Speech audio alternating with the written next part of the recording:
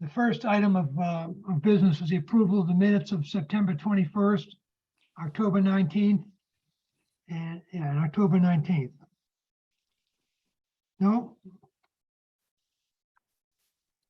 Mr. Chairman, I noted what I think was an erroneous entry in the minutes of the 21st, and I asked the question of the board and Mr. Evers, and Mr. Evers seemed to imply that I was correct, and that was what was referenced in the minutes was incorrect, and it had substance rather than insignificance. Yep, we're talking about the minutes of. Oh, wait a minute. The minutes last of, minutes, 21st. Yeah, the 21st. All right, so we minutes of the. It made a reference to height. Yep, it's in the Quackenbush. It's case number 2185. Well, I'm happy to change that. My understanding of I asked the question of whether, in that case, there was no change to the footprint of the house, but there was an addition to the height at the point of nonconformance. And I asked the question of whether the increase in height was an additional nonconformance. And I thought the response was no to that.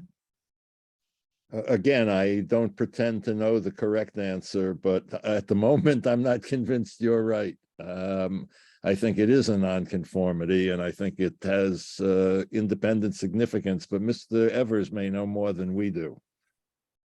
I believe it's a nonconformity. Yeah, but it's an increase in, it was nonconformity. The point that was the house that was being built on a non-conforming corner. And my question was, does the increase in mass at that point, is that an additional, is that adding to the non-conformance?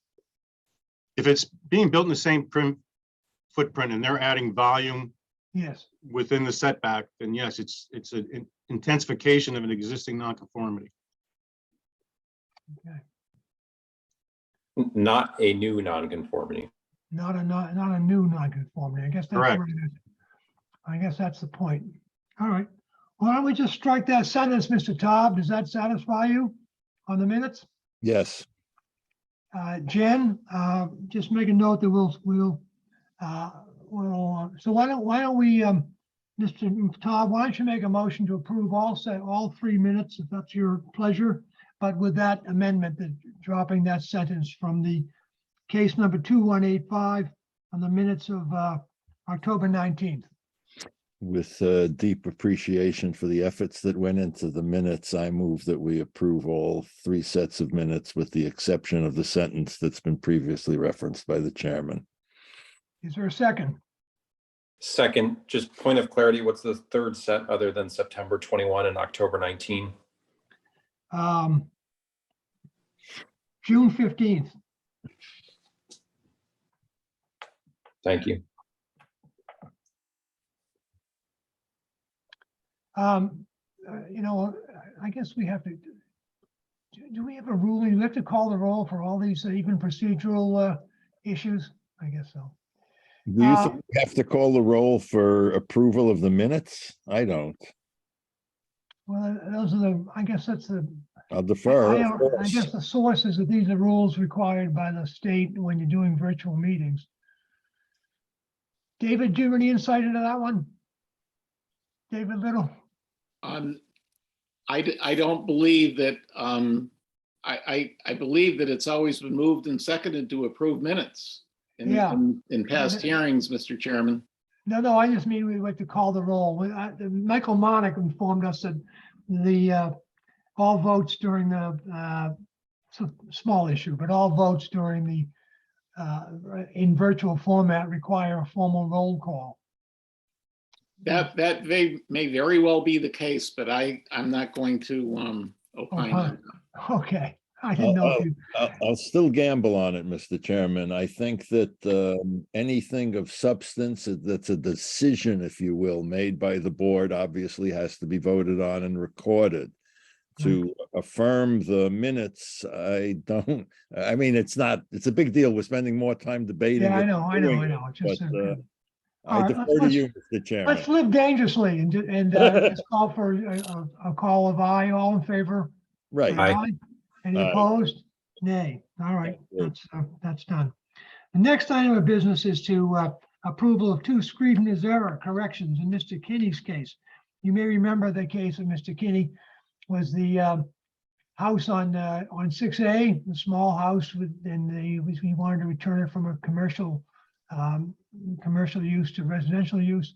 In the course of writing that, I had in the paragraph talking about the history of the house, I had put the horse before the cart. He actually built the house before he divided the lot in 2. I thought he had divided the lot in 2 first and then built the house. I was incorrect on that. And then I also thought there was going to be no external change to the property in the course of converting from commercial to residential. In fact, he says there's going to be some slight changes necessitated by the internal changes in the house. So I changed that so that it's a minimal, the language is a minimal change, alteration to the external. So that would be an amended decision. I've sent it out to you all. Anybody have any questions or comments on those? Do I have a motion to approve the amended decision? So moved. Second. All in favor? Any opposed? Aye. All right, that's a vote. All right, now the next hearing, the next matter is case number 2177, from which I am recused. So I call upon Lynn to lead the meeting. Okay. 2177 is Thomas and Teresa Hilly, a special permit that building that would exceed 4,000 square feet. It is a 2-car garage and a pool house on the property at 36 Aries Lane. And are the Healy's one or both here?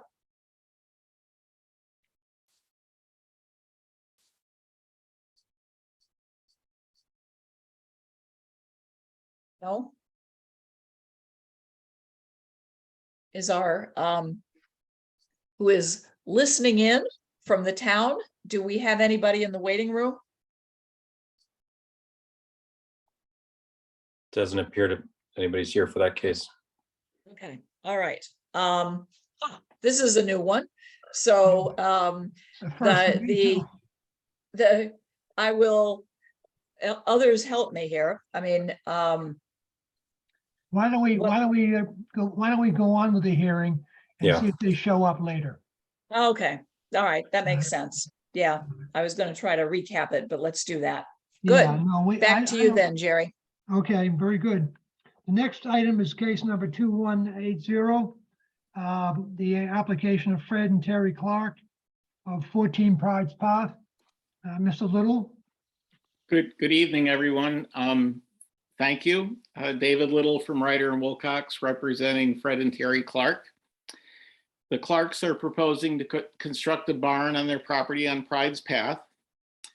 The lower floor of the barn will be used for storage, and the upper floor will be a workshop and storage as well. The existing dwelling and proposed barn all comply with horizontal and vertical requirements of the Orleans zoning bylaw. The proposed total building coverage on the site with the construction of the new barn will be 4,097 square feet, approximately 8.3% of the buildable upland. And this triggers the requirement of a special permit due to section 164.21A note 5 of the Orleans zoning bylaw. I have gone into detail on the special permit criteria. I will cite those as a matter of doing my presentation. With respect to the adequacy of the site is adequate for the size of the addition of a barn. The resulting building coverage of 4,097 square feet is 8.3% of the buildable upland of the lot. The site is suitable for the barn. The continued residential use of the property in a residential zone is appropriate. There will be no new impact on traffic flow or safety within the neighborhood. The proposed project will have no negative impact on visual character of the neighborhood. The barn will be barely visible due to the sloping character of the lot.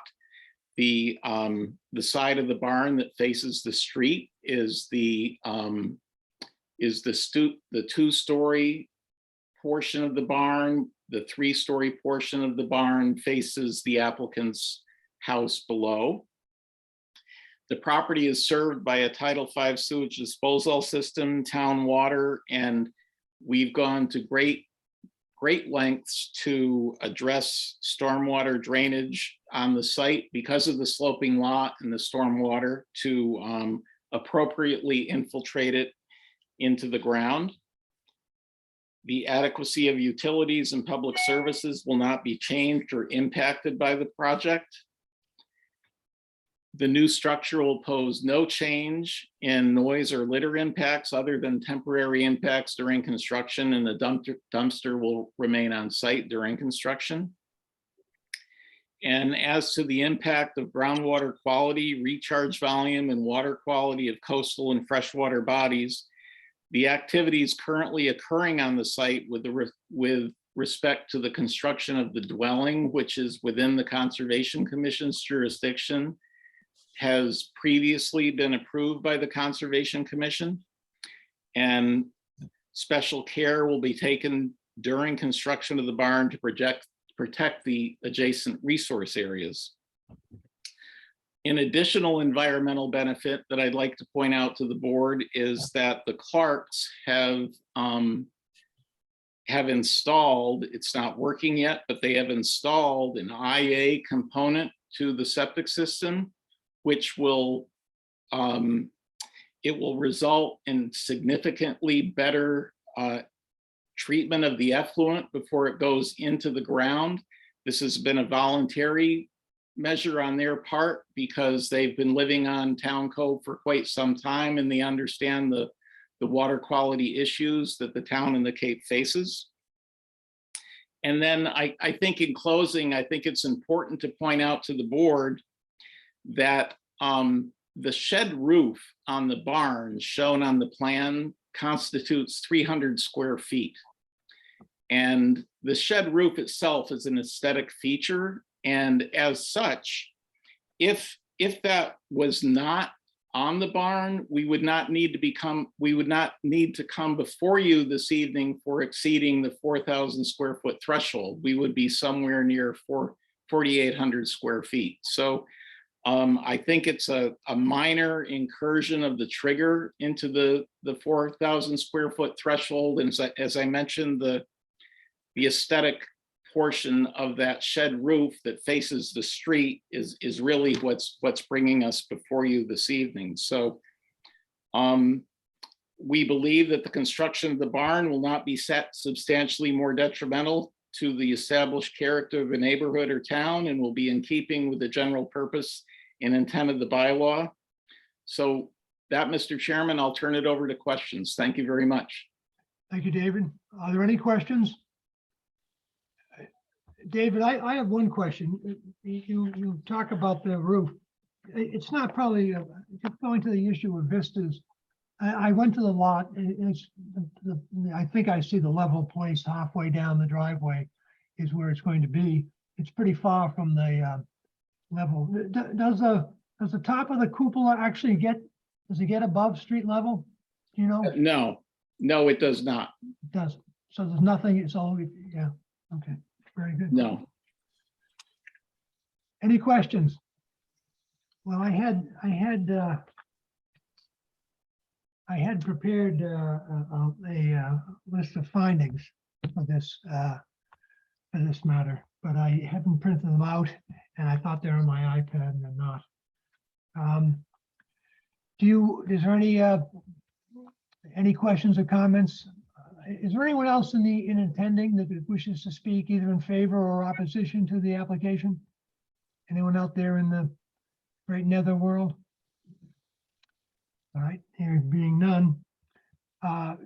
Members of the, Mr. Cole is recused as a butter.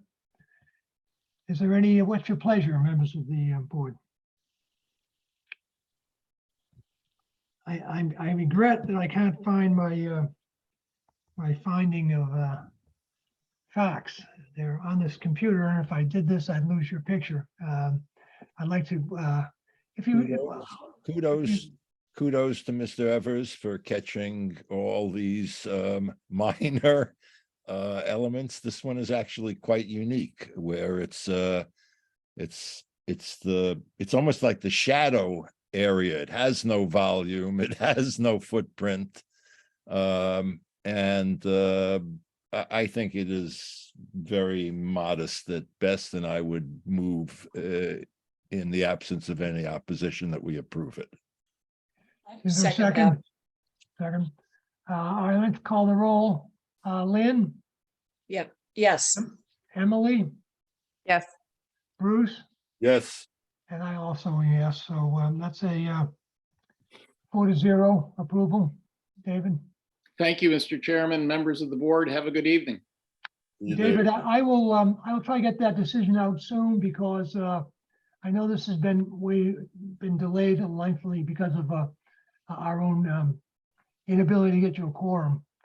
And so, The clerks would appreciate that. Thank you very much. yeah, I'll do that, Ms. David. All right. Thank you. The next item is the oh yeah, okay. This is one I had some issues. Oh, the worldwide case number 2184. I've been informed, Jen has informed me that Worldwide asks to have that case continued again. They didn't suggest a date certain. So why don't we put a date certain on it? Matt usually informs us that we need to have a date certain. Hey, Jerry, Yes, they requested the following week, so the 16th. okay, the 16th. All right, great. Yes, thank you. Do they have a motion to continue this to November 16th? So moved. And is there a second? Second, That was Emily? no, it was Lynn. Lynn, okay, Lynn. I'm all in favor? Aye. Any opposed? All right, that's continued. don't you have to call the roll on that one? To continue it? Oh, no, Okay. no, I apologize. Okay. I thought we made a decision. No. Let me just make a note here. I'm just overwhelmed with excitement so far. So much excitement in this meeting, Mr. Top. All right, now, next item is case number 2187 on behalf of Cove Road Holdings to apply for a special permit to allow the conversion of 2 first-floor commercial units into 2 one-bedroom apartments for a total of 4 one-bedroom apartments. Mr. Zender. Mr. Chairman, and before I begin, would you mind allowing Brian Junkins into this meeting as a panelist? Sure. Is Mia, who's, I don't know who's working tonight, Mia? There he is. Okay.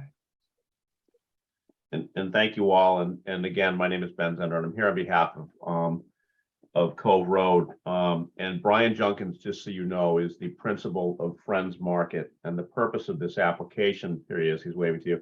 The purpose of the application is to be able to convert 2 commercial units in this building in 1982, one-bedroom apartments, so that the whole building can be used as workforce housing for employees at Friends Market. As the members are aware, there's a provision in your local bylaw that allows for apartment development in the Village Center District and among other districts. And those requirements allow that you can increase the number of units in the district, provided that you are providing one-bedroom dwelling units. So for each one-bedroom dwelling unit that you're providing in the district, you can have 1 additional unit. We've provided for the board the condominium plans, which were created in connection with the development of the building originally. And the condominium was created so that the lower two units, if the building is essentially two sides, the lower two units were commercial office units and the upper two units were one-bedroom units. What Brian would like to do is to convert the lower two commercial units each to a one-bedroom apartment unit. So under 164-31B, that is doable, provided this board grants a special permit. We've provided a narrative on this. You know, as you're all aware, workforce housing is an important need in the town. This is a very, very simple way to create that housing. The commercial office use is not as desirable a use in the central district. There's more empty space in that regard. So, you know, with that being said, you know, if the board has any questions, I'm glad to try to answer them as best we can, and Brian can answer questions about the operation of the store and the need for the housing. And I'll leave it there. And thank you, Mr. Chairman, and thank you all. You're welcome. I actually, let me preface my remark by saying I think the town would be totally supportive of this, but I need some help, Mrs. Zender, in getting through the bylaw on this. Certainly. If you look at 164-31,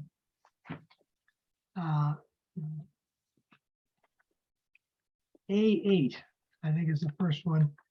Are we required to have a planning board weigh in on this?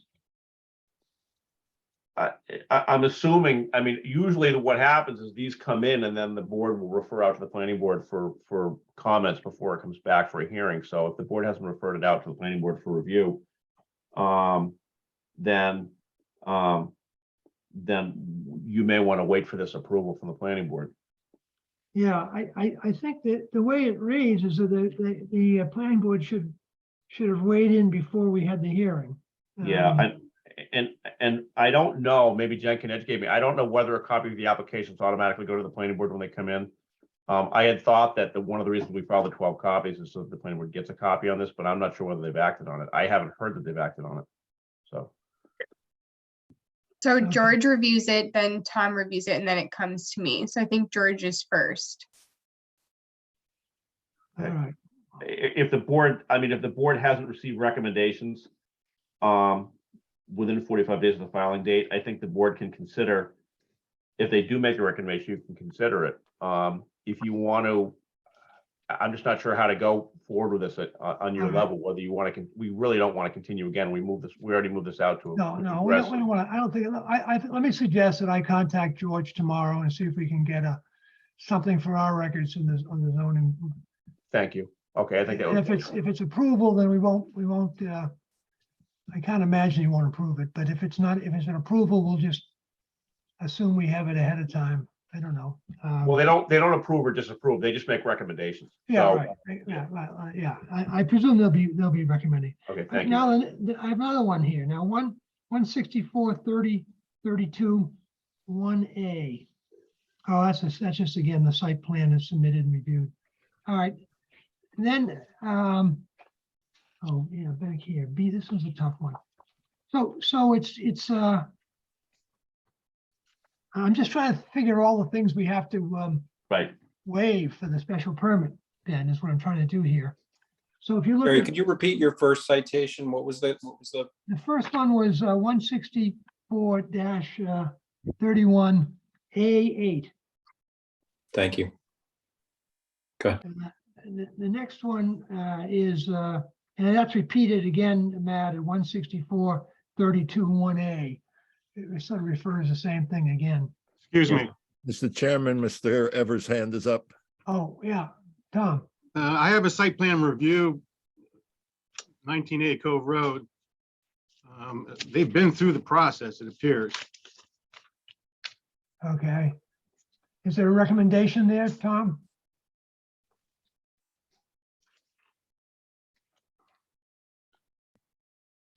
Well, it was an informal review.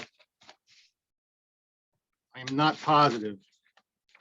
Mr. Chairman, I can read for the board into the record the site plan review minutes. I'll pull them up in a minute, but I don't believe they required a formal site plan review. They had comments, including the requirement of the special permit. and compliance with health Can I, requirements. can I ask a clarifying question here? This has come up a number of times for me as to the relationship between the planning board or the site committee review or whatever it's called and the zoning board. And it's my understanding we're the last body to rule on things of this nature and that they only come to us if Mr. Evers checks them off and they've met all the boxes. Is that correct or incorrect? I believe so. Okay, Yeah, I believe so also, but the bylaw requires us to have something from the planning department before the hearing. I'm just trying to see what Mr. Brooks, just trying to find follow the bylaw and see what we have. No, to. I appreciate what you're doing. If that's required, would it be satisfactory to have it read into the record by either Mr. Zender or Mr. Evers? And Yeah, I it would be. say yes. It would be, yes. That's the thing we were doing. I think Tom's we were hand is up. processing. Nope, it was up. I'm from sorry. before. All right, I think what we've heard so far, Bruce, is that they did have a review, but there's nothing about it written further than they did it. Is that correct, Ben and Tom? I know they had a review. Brian submitted the application on August 10th. The review date was August 17th. I don't have a copy of their notes. Generally, what they do on the informal, and Tom can back me up, is there's just George just combines the handwritten comments or the comments that are submitted by the various department heads and just combines those into a staff review worksheet. So I don't have a copy of that with me. So, and Brian can weigh in. I think Brian may have been at the site plan review hearing. I'm not sure. Yeah, I was there. Basically we did just have an informal discussion, and we were to come back at some point because we had to change some water lines to bring in a new meter. And that's still upcoming. But we were kind of told we could proceed with this particular hearing to ensure that we could actually convert the units into residential units. Yeah. So there was nothing major raised out of that discussion. It was just, looks good, show us the plans, but let's go forward with zoning. If you get on the agenda, if we get approved, great.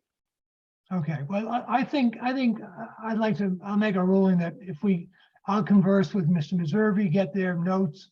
And if nothing to the contrary is indicated, we'll just proceed as if we had them tonight. If that's acceptable to the board. Does anybody yeah, have I'm any- satisfied that they've checked that box and that there was nothing material or urgent to get to us. It would have gotten to us. Yeah, I'm comfortable proceeding. good. Everybody else agree with that? Bruce, are you okay with this? Yes, just language wise, we make this decision pending your confirmation of these representations. That's Okay. all. All right. Thank you. Ben, going back to the bylaw, 164 B1B. Yep. Which is the dwellings units per acre, 10. I don't exactly know how that translates for minimum requirement on the 4. Presumably that's 1/10 of an acre per unit. I don't know, that seems ridiculous. I don't know what that limitation. You Well, I follow think me? that gives you, I think that says that the number of units you're allowed to have is 10 per acre. Now I can do the math very quickly on the lot size here. Yeah, well, Okay, you don't bear with me come for a close second. to it. That would be 2/10 of an acre. You don't come close. Hold on one second. But I don't know I don't think that's what it means. I don't think it does. I think that's the maximum that you're allowed to have. Yeah, right. So, but, we're operating under B2, which just allows you that if you have existing units, you can add one additional unit for each existing unit. So, under All right, okay. 2A, we already have 2 one-bedroom units, and it says that you can have one additional unit for each one-bedroom unit. That's the metric that we were operating under. All right, good. All right, that's settled. I think that makes sense to me.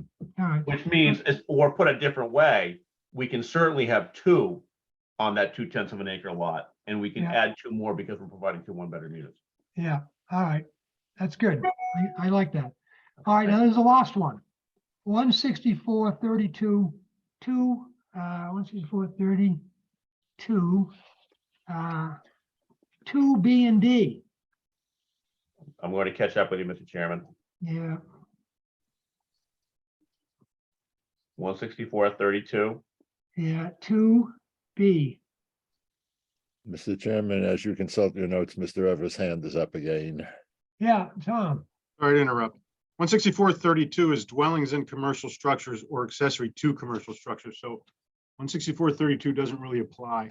Perfect, good. All right, great. Answers all my questions. Thank you, Tom. Thank you, Tom. That's all the questions I had, and I had more than I needed. So, does anybody else have any questions or comments? Okay. Do I have a motion? Oh, let me ask, is there anyone out there, is there anyone else in attendance out in the virtual world that is in favor or opposed to this application? Seeing none, is there a motion? I'll Move move to approve.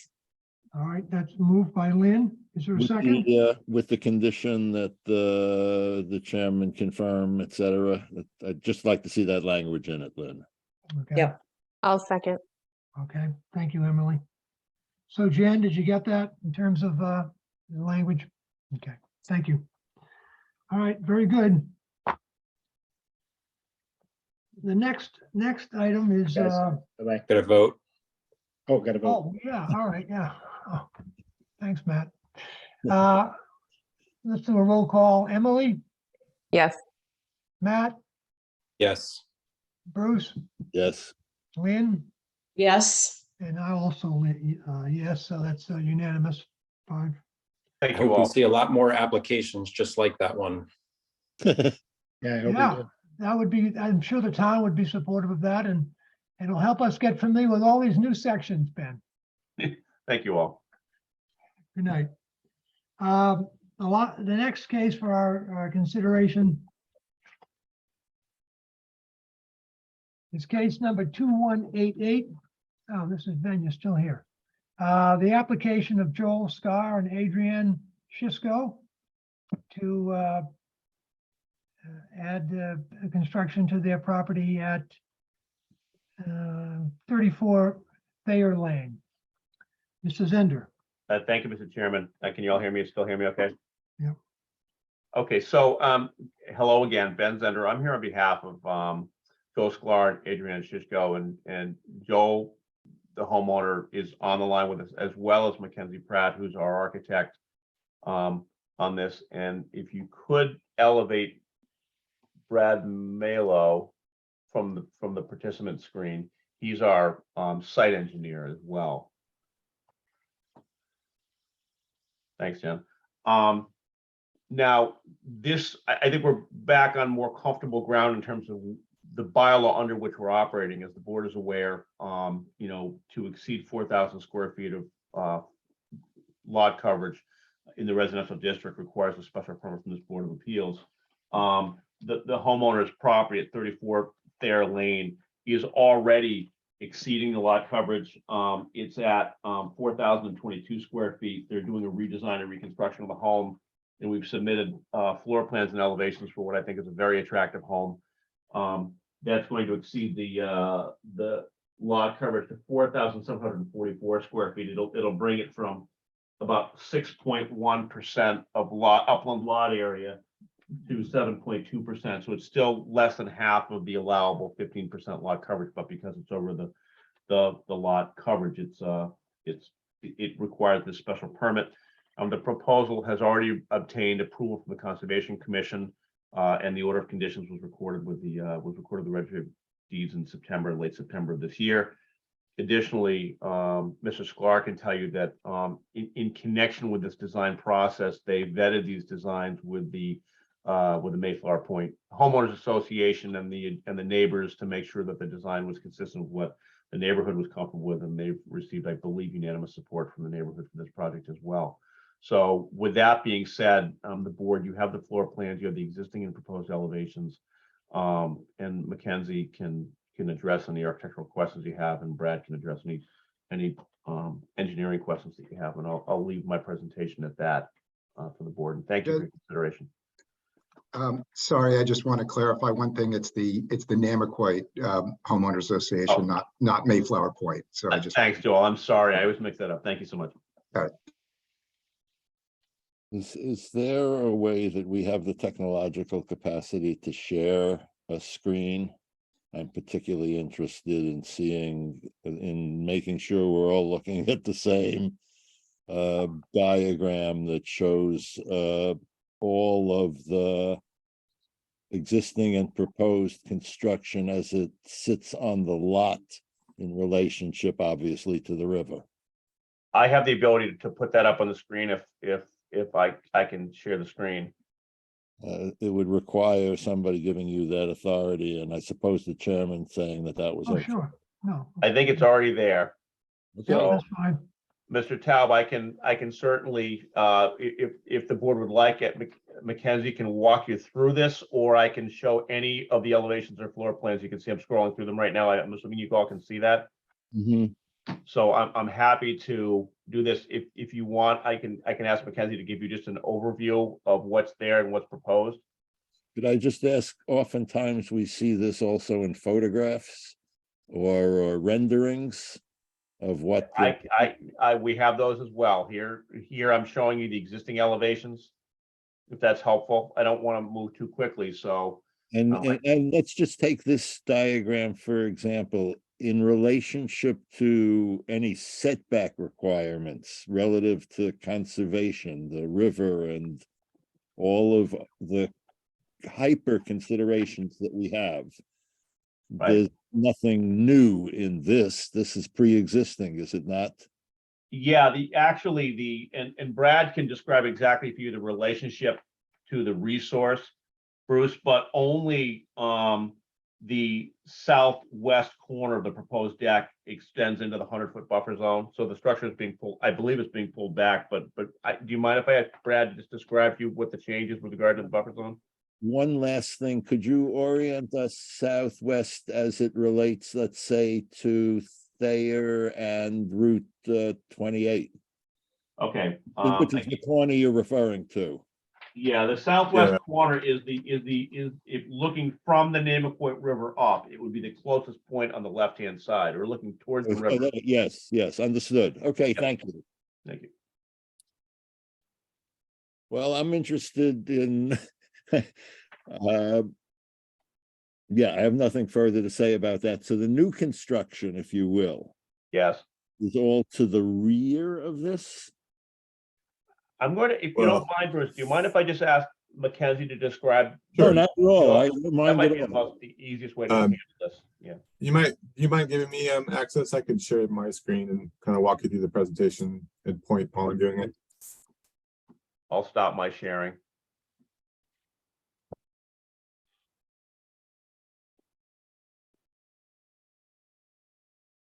You all see my screen? It says Hutker Architects. Yes. Yeah. Actually, let me go back to the site plan first here. So upwards on the plan, a little bit to the left corner here is north. Mr. Pratt, Mr. Pratt, are you with, who are you with? I'm with Hutker Architects. I'm the project architect for this. All right, thank you.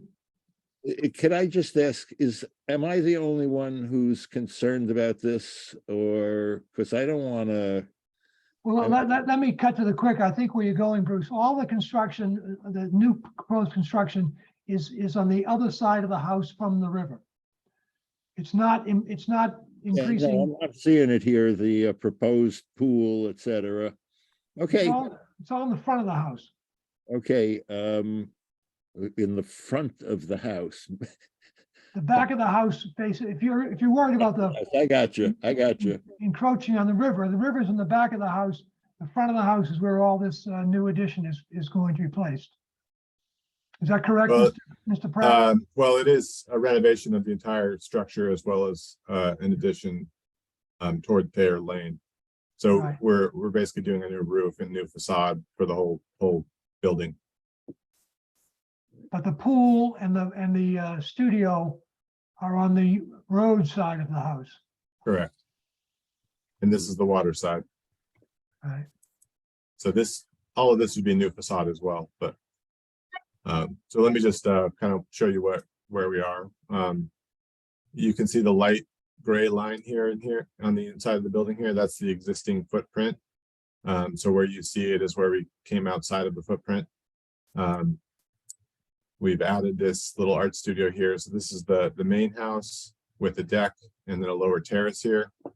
And then the art studio is here toward the street, which is a 1-story smaller building with the eave on this side and the ridge in the center, kind of bring the scale down toward Thayer Lane. We have this courtyard center here where there's an entry off of this walkway, and then the pool area, enclosed pool area here. The grade slopes down fairly significantly to allow for a daylit basement, which is in the existing structure already. And then we added some patio at the lower level here, as well as upper deck here, and then some steps down to the water here. So I can just walk you through the plan here. So it's the kind of colored version of the site plan that you just saw. And these are some site elevations. So the west elevation, so you're standing on Thayer Avenue looking at the property, the art studio in the middle.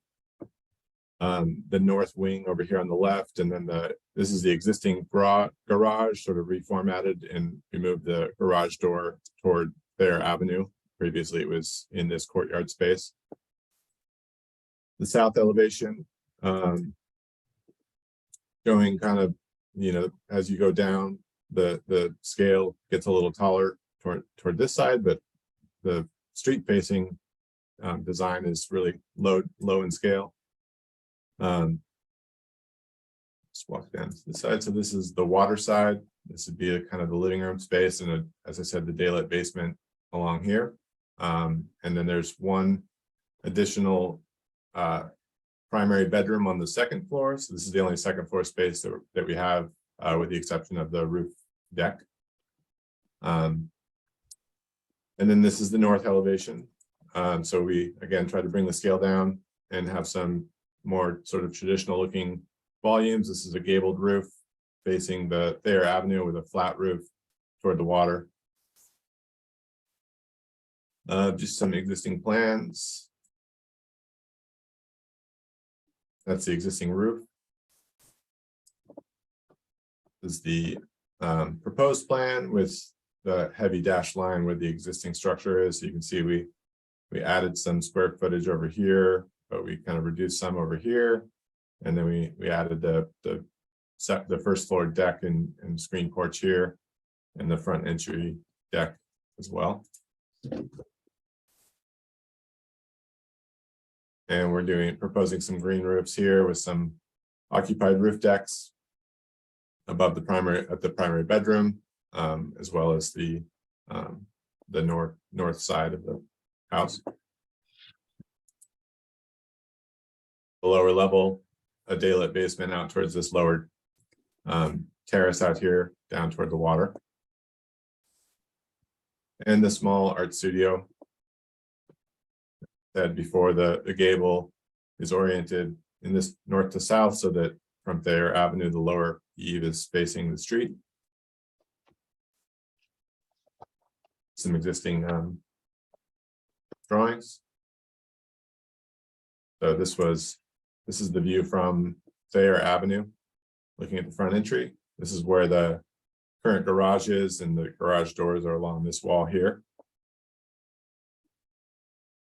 This is the north elevation. You can see this large deck that kind of casts a large shadow in the daylit basement, so it makes it a fairly dark space. So we're trying to alleviate that. And then the water side elevation. The only kind of significant change here is the upper level primary bedroom over here. If I may do, what's the relationship between this and the sight line from Aries Pond? If any. If I may, there's no, Joel Sklar, the homeowner. There's no relationship to Aries Pond itself. We're maybe, I don't know, I mean, you clearly half a can, mile down from Aries Pond. well, We're looking at the Namaquoit River as it kind of opens out towards the river.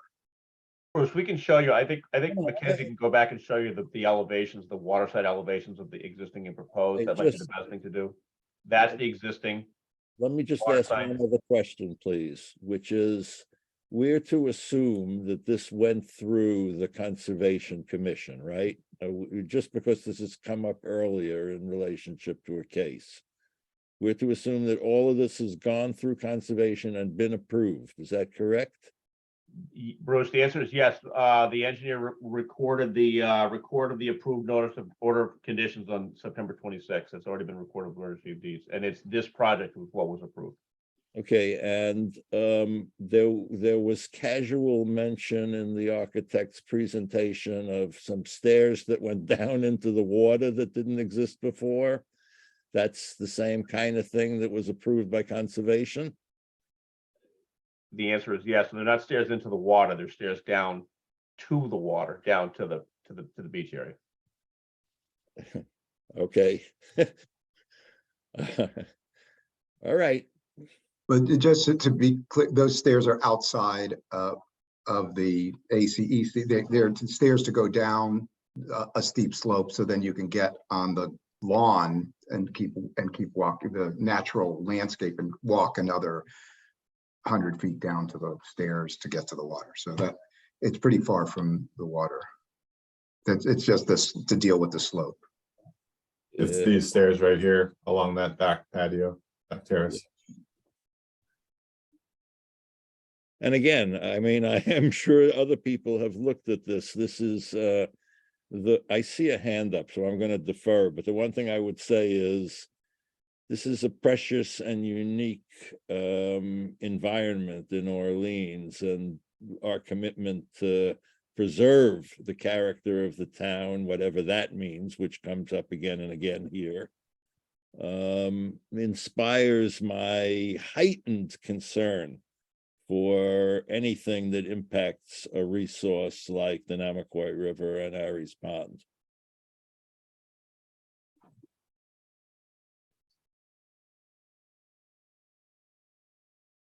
I see Brad's hand up. Mr. Chairman, if I may, just to point out one element of the drawing that Mackenzie has on the screen is the green line that you see running vertically along the plan. That line is it demarks 75 feet from the top of the coastal bank. The stairway that serves the waterside patio of the house terminates outside of that 75-foot line, and then it is upland from that 75-foot line to the top of the bank, and then to the right of the plan photo that we're looking at, the actual beach and water and the Namaquoit River is actually to the right of the top of the coastal bank. So we're well over 100 feet from the edge of the river to where any, I'll say, man-made assembly of materials are. And just to reiterate, as Ben indicated, that this was reviewed, I believe it was 2 meetings. We went to the Conservation Commission, and what is not shown on this plan is a considerable amount of vegetation work to enhance the buffer area between the house and the top of the bank and the bank itself. And that will all, it's an enhancement of the initial, I know that's not really part of this board's purview, but there is a protection and an enhancement of that area to the water side of the house. Thank you. Could I just ask where Thayer Road is on the drawing on the left? Right here. Thank you. And just one other point about this, this is a 2D elevation, so you don't see the dimension. But we took a lot of effort in stepping back the volumes of the architecture. So this deck is proud of this, and then this stands back from the side. You can kind of get a sense of it in this elevation here. So when you're down at the lower slope, it really kind of disappears behind these volumes. So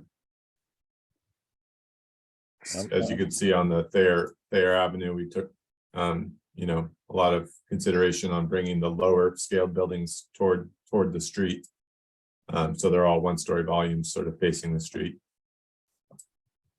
Thank you. Okay, Mr. Mallow, I should know, just for the record, I should know who you're with. You've been here before us, but you're with Coastal Engineering, Mr. Chairman, Coastal Engineering, right? Company Inc. Yeah, the CEC threw me off. The second C threw me off.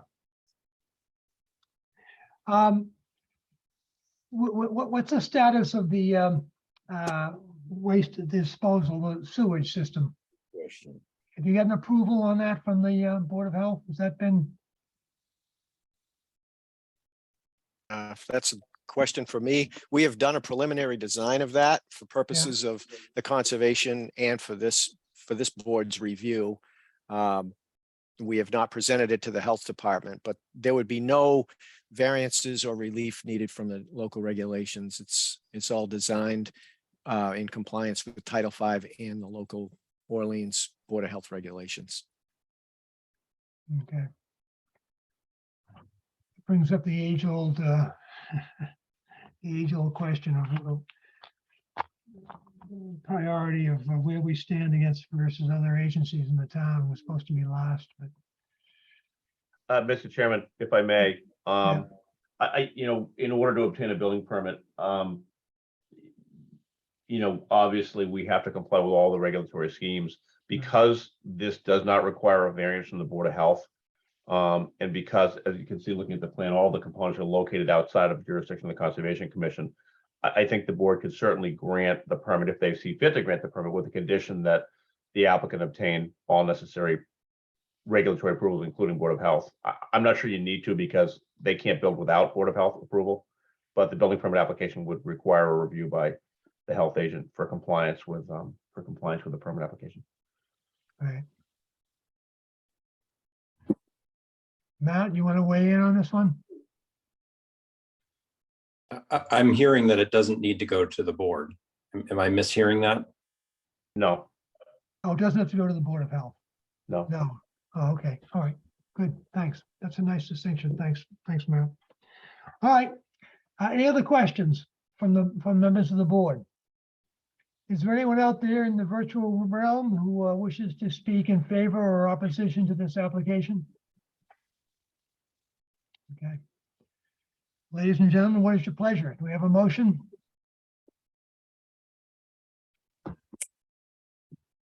I will be moving to approve this proposal as presented, as long as all the confirmations we've received are in fact confirmed. Okay. Is there a second? I'll second it. I'll call the roll. Emily, Yes. Matt, Yes. Lynn, Yes, and Bruce. I like that pause, Matt. It had that kind of dramatic legal quality to it. Yes. Okay, and I'm also yes, so it passes unanimously. A terrifying pause is more like it from our end, but thank you all for your time and your questions. It's good to see you again. Very good. Good night, Mrs. Ender. Good night. All right, Thank you. we have one other, actually two other issues for me. One is despite the fact, Tom, you don't have to stay. This is just administrative stuff. Good night. Thank you, Have a good night, Tom. everybody. Thanks, we Tom. have Mr. Healy, like, and what to right, do with it. Right, exactly. Thank you. So hang on. Lynn. So what I've never been faced with this before in my time on the board. When you don't have anybody to speak about something, have you ever taken action on it? First, Without- let's see if there's anybody out there representing the Healy's who wants to speak tonight. Is there anyone out there? I move that we approve it to the 6th, or that we continue it to the 16th. I'll second Yeah. that. Oh, I I'm would not, second it. I'm I- recused. I I'll can. second it. Yeah, okay. the So I'm 16th. chairing it, so all those, let me call the roll. We don't have to call a roll to continue, right? So Mm-hmm. all those in favor? Aye. Aye. Aye. Could I just say I won't be here that date, so if that impacts anything. That's a problem because That's that a means problem, they- yeah. I'm We won't have a recused, so they quorum. won't have a quorum. Oh. So I Good night, amend my, everybody. Right, Good Tom? night, Tom. I will say amend- that I did send him an email and told him that today would be the date. So I did notify him of the original change, just so that. amend my motion to continue to December 7th. Seconded. Okay, all those in favor? Aye. Aye. Okay, while we're on this, Bruce has informed me he's not going to be here on the 16th. Is there anyone else who knows they're not going to be here on the 16th? Okay, that's good. So we'll have a quorum of 4 anyway. That's good. All right, the last item, which is awkward. Michael Marnick in the last meeting of the year informed us that the zoning bylaw task force has 2 representatives from this board. Turns out that Mr. Missouri said we have 1. So, which explains why I think I was the second appointee prior to that last meeting, and I never heard from anybody ever. So I was listed as the second member, but I never attended, never participated, never learned of any meetings, and was never contacted. So maybe by operation of fiat, they just only had 1 representative. So we had voted 2 representatives. My recollection, you can correct me if I'm wrong, is that at that meeting, Lynn had expressed sort of a keen desire to serve, and that Bruce had expressed a willingness to be the second if we had 2. Would that be a fair statement? It's my recollection. Good enough to move us forward. All right, well,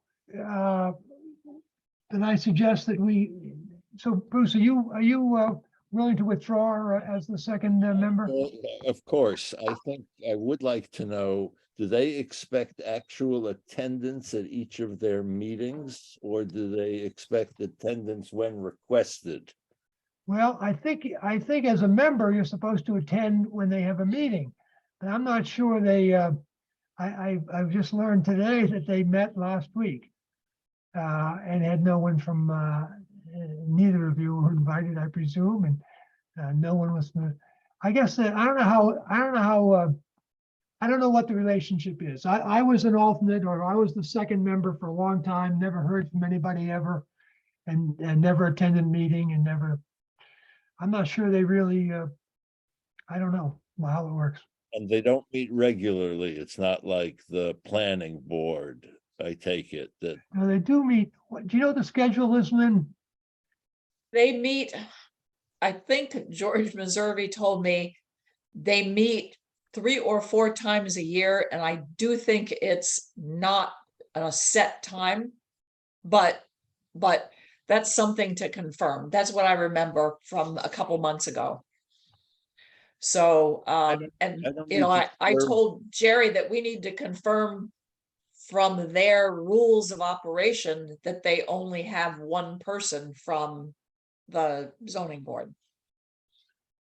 could I suggest that if they have only 1, it should be you, Lynn, and if they have 2, I'll be glad to serve, and if they have only 1 and they only meet 4 times a year, I'd like to peek in once or twice to see what they're about. I'm sure it's an open meeting.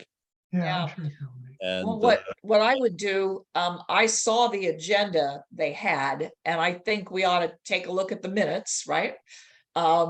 at what they've done. And another thing I think we should do is have a discussion amongst us before we go to that meeting, before I would go to the meeting, so that I'm not just talking about my opinion, but I can represent what the group thinks, what this group thinks, if there should be revisions to the zoning bylaw and why. So, I think in the rare case that we want to make a recommendation for a revision, we should expect to have that discussion far enough in advance that you could add it to their agenda. right, I agree. I agree. So I'm gonna find out. What I will promise to do is make sure we understand what they do, and get their meeting dates, and at least for the last couple of meetings, get their agenda and their minutes. Yeah. To Well, share with you. we know that, I think we know that the Kinney case put that issue of a minimum size for a residential dwelling in a commercial business zoning. I presume they're going to take that up. When we remember we had the back and Yeah. forth. They, I will take a look and see what they've got. all right. I told, this is just my commentary. I told Jerry, they don't seem to be real excited about having us participate. So, Yeah, it's strange to me that the zoning bylaw task force wouldn't be much more closely aligned with the actual zoning board. it who seems hears the odd to me cases. too. Yeah. But anyway, be that as it may, I don't, anyway, so we have an agreement on that Lynn, you'll be our representative. And if there's one and if there's two, we'll call on Bruce to have the second slot. Okay. All right. Is that agreeable to everybody? Is there anything else to come up? I just wanted to talk, Jen and I came up with a new agenda, we always sort of forget minutes. We let them go at the last minute. And the traditional agenda for board meetings is to do old business first, which includes minutes, new business, and then administrative stuff. So if you're happy with the way the agenda looked tonight, this would be our plan going forward to keep the agenda in that format. Okay. Anything else to come before the meeting? Yes, are we making any progress on a meeting with Mr. Ford? Good, I'm glad you raised that. I wrote to Mr. Ford when Mr. Kinney expressed his concern about language in his decision. I wrote to Mr. Ford to ask two questions. One, how do we reconcile? How do we correct that error, my error? And then also, can you suggest some dates between now and November 15th, I think was the day, or 14th was the day you were still available, Bruce. And then I heard through Jen that how to resolve the Kinney matter. And I never heard back from him on any suggested dates. So I never heard back from directly from Mr. Ford on my questions. So I guess it's just a question of harassing him some further to get some dates, Bruce. Thank you. Okay. Anything else to come before the meeting? I have a quick question. Yes, Jen. Can we bring up the topic? I think you said it has to go to Mr. Ford again about paper copies of applications, because I get 12 copies still and disperse them. And pretty much everybody but Jerry has a stack full of papers that have been in their mailbox since July, so they go to waste. I put them all in recycling, and I end up with every application having 4 or 5 copies of the application left over that I throw in a recycling bin the day they come in. So I feel like it's such a waste if no one's going to get them, or if I'm going to throw away so many copies at the end. Not throw away, but recycle. So as someone who works in an office that spends a lot of time making all those applications, I would be proud to be a resident of the first town that goes away with paper filing and requires only electronic filings. I know we're required to have, I think it's at least 4 paper copies, but then the additional 8, I'm like, All I 4 throw of them those away. people that get those copies have email and look at electronic documents all day long. I get it, but I'm all for any reduction anybody's willing to vote Okay. for here. You know what? I agree with you, Matt, except when you have the pro se people, for instance, I'm accused, but the the filing on the Aries Lane is thin, and the maps are, I think you have to worry about the pro se applicants. You know, that's. the Can you problem. explain a little bit further? I don't understand why seeing it on a screen versus having it in your hand makes a difference in those cases. Well, in the past, when I've been away, I always like the paper copies. It's easier to read them, Oh. especially the plot plans, you know? So when I'm Okay. away and I'm only virtual, I have a hard time. The copying of the site plan particularly is, I think, difficult. Okay. I don't mind keeping it so that you still get a copy. I just feel bad that I'm, like, today I got an application from David Mhm. Little, and I put one in the town clerk's office, one in the ZBA folder, one to each of you, one to Tom Evers, and had 4 left over that I immediately put in the recycle bin 5 minutes Yeah. after he handed them to me. Yeah. So I You know, I you can't know, remember if you said- I think it's a good question. I'm not sure, Matt, that we ought to, Mr. Ford, we raised that issue, I think, Lynn. We talked about that, I think, with Ford and Kelly, or I talked to Ford about it at least some of the time.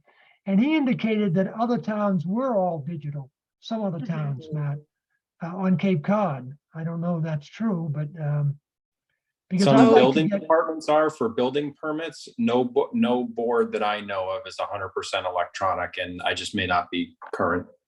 Yeah, okay. You know, no matter I what, am- will be required to have paper copies, but if I can just reduce the number that I request, so instead of 12, we get 6 or 8, so that I cover Yeah. all the bases but don't have the extras. The question is really, where does the 12 come from? Where does that number come from? I don't know whether it's historic, I guess, and no one knows. That's a good Yes. question. That's a good question. We'll bring that up, Jen, with Mr. Ford. Okay. Or And, could I we don't do need- a hard copy upon request or just at least reduce them? Because I agree with you, Jen. I don't think it makes sense to print all those copies. I mean, I honestly, I do everything digitally. I can't tell you the last time I picked up one of those Yeah. packets. Yeah. So I'm gonna go I through don't all of your need- bins and throw them Just away. to say, I don't need a paper copy. I can read everything digitally. I find the paper copies cumbersome. Okay. Mhm. Well, I think, well, fine. And that's, and I'm not strongly opposed. I thought, for instance, that site plan tonight, Bruce, was very complicated. Yes. Thatcher Lane. Was, It was a very crowded site plan, and I couldn't look at it very well on, but it was much clearer on a piece of paper. But you know, I have asked, and I think I was asked at the meeting last time that if they can file their applications have to be filed PDF format, so they can't be changed. But if they could get us a copy in a DocX format, it makes the writing a decision much easier. You can cut and paste 90% of it. And it makes it much easier if you do that, especially if you're not a very good typist, as I am not. But anyway, that's a different issue. You know what, Jen? I'll take that up with Ford, among other things. That's a good point. Okay. Thank And you. I'll advocate for all. If everybody else is on board, I'll advocate for all digital. Well, like, it won't be 100% digital because there's certain people, like Tom Evers still gets one. The clerk's office still has to have one. The ZBA folder, like in the filing cabinet, still has to have one. So I don't mind making a copy for you. I just think the extras could be reduced. Yeah. Well, that raises yeah. I guess we can't get ahead of the town in terms of the digitization abilities. That's what you're really saying. Is Tom Evers, his office is a mess because he can't digitize anything. There's no room for anything but his files. Yeah. Yes. All right. Do I have a motion to adjourn? So moved. A second, all in favor? Second. Thank you all. Good Night. night. Good night. Good night. Thank you.